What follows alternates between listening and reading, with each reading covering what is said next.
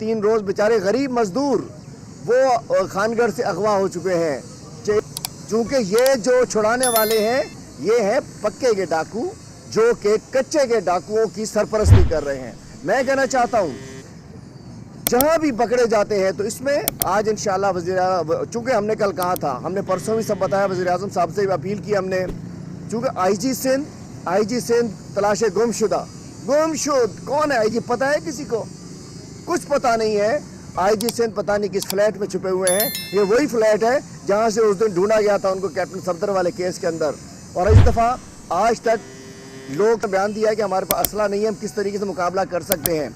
आज डाकू तक एक है दरमियान का डाकू जो कच्चे पक्के का है, जिसमें वो लोकल सरदार हैं जो सपोर्ट कर रहे होते हैं, जो पथारेदार हैं, और तीसरे पक्के के डाकू।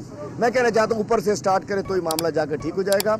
आज सिंध के अवाम डाकुओं के रहम करम पे हैं। सिंध में पहले तो अरबों रुपए की करप्शन हुई है, अरबों रुपए की करप्शन हुई। अच्छा, अगर पुलिस कहती है कि हमारे पास असला नहीं है, 753 अरब रुपए, 753 अरब पिछले 13 साल में अमन व अमान के लिए मिले, कहाँ चले गए?